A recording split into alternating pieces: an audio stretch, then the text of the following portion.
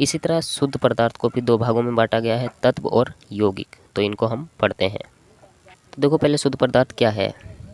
वह पदार्थ जिसमें स्थित कण, सभी कण समान प्रकृति के होते हैं उसे शुद्ध पदार्थ कहते हैं। यानी शुद्ध पदार्थ ऐसे पदार्थ होते हैं कि जिसमें सभी कण एक ही प्रकार के होते हैं, उसमें कोई दूसरी चीज़ नहीं पाई जाती है। जैसे एग्जाम्पल लोहा।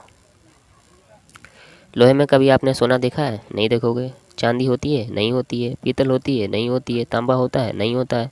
कुछ भी नहीं होता है उसमें। क्यों? क्योंकि वो शुद्ध पदार्थ है। उसमें सारे कण जितने हैं परमाणु से बना है, तो सारे परमाणु एक ही प्रकार के होते हैं, यानी समान प्रकृति के होते हैं। ठीक है। इसके उदाहरण हैं जैसे ऑक्सीजन, लोहा। ऑक्सीजन में भी आप किसी और चीज़ को नहीं देख सकते, उसमें होता ही नहीं है, तो देखोगे कहाँ से? लोहा, सोडियम, पोटेशियम, नमक, ये शुद्ध पदार्थ के उदाहरण हैं। शुद्ध पदार्थ को दो भागों में बांटा जाता है, तत्व और यौगिक। तो पहले हम पढ़ते हैं तत्व यानी एलिमेंट्स। वह तत्व एक ही प्रकार के परमाणुओं से बने होते हैं। इन्हें भौतिक व रासायनिक क्रिया द्वारा अलग नहीं किया जा सकता। यानी तत्व जो होते हैं उनमें एक ही तरह के परमाणु होते हैं। ठीक है, एक ही तरह के परमाणुओं से मिलकर बना होता है, कोई उसमें कोई दूसरा परमाणु नहीं पाया जाता है। यानी तत्व एक शुद्ध पदार्थ है। ठीक है। इसके एग्जाम्पल है लोहा, चांदी, सोना, क्लोरीन। इसमें कोई और चीज़ आपको नहीं मिलेगी।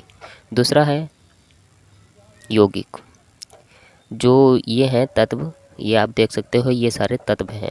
ठीक है, ये जो पीरियोडिक टेबल है, पीरियोडिक टेबल में ये जितने भी दिख रहे हैं आपको, ये सारे तत्व हैं। और इन तत्वों से मिलकर ही यौगिक का निर्माण होता है। बहुत से यौगिक ऐसे भी हैं जो हमें धरती से प्राप्त होते हैं, यानी ज़मीन से, भूमि से प्राप्त होते हैं। तो ये क्या है? यौगिक कंपोनेंट वह पदार्थ जो दो या दो से अधिक परमाणुओं से बने होते हैं और जिनका अनुपात निश्चित होता है, उसे तत्व कहते हैं। यानी ये दो या दो से अधिक ये तत्व मिलते हैं, दो या दो से अधिक तत्वों को अगर हम मिलाएंगे तो यौगिक बनेगा। ठीक है, और इनका अनुपात अगर निश्चित है, ठीक है, अनुपात अगर निश्चित है यानी उसका कोई रूल बना है, कोई फॉर्मूला बना है, जैसे H2O। ठीक है, अगर कोई फॉर्मूला बना है तो ही हम उसे तत्व कहेंगे, वरना वो तत्व नहीं होगा, वो मिश्रण में चला जाएगा, मिश्रण कहेंगे उसको। समझे आप? जैसे हमने दो तत्वों को मिलाया, ठीक है, दो तत्वों को मिलाया, और अगर इनका फॉर्मूला बना हुआ है यानी इनका अनुपात निश्चित है, जिस तरह से H2O का निश्चित है, उसी तरह अगर इनका निश्चित है तो ये तत्व कहलाएंगे।